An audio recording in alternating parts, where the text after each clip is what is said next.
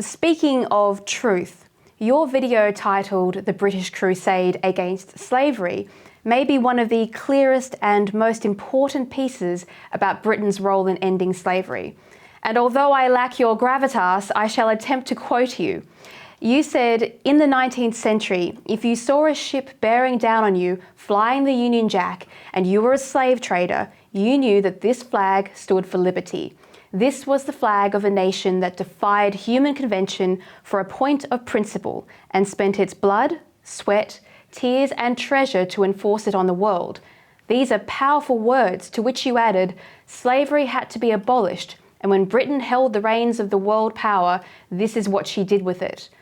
Carl, why aren't our children being taught about one of the finest moments in world history? Because we are currently in the process of a slow-moving communist revolution. That's why. I know that sounds like a big statement, but it is absolutely true, and I'm more than happy to debate anyone on that subject. The problem is that the left-wing ideology that has captured our institutions is trying to demonize everything about our civilization and the past in order to justify radical change. If you teach people that actually, well, you know, as someone who's a native English-speaking person, you are actually the heir to a great people who decided to categorically improve the world on moral grounds, in ways that which almost no one can deny.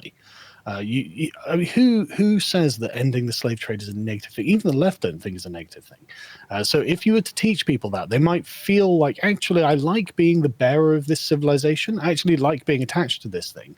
And so I don't really want the communist revolution that promises an idealistic future that will never come to pass. And in fact, I think I'm going to join a right-wing party rather than a left-wing party. And so it's been part of an almost 100-year-long process now of trying to subvert our countries to drag them to the political left.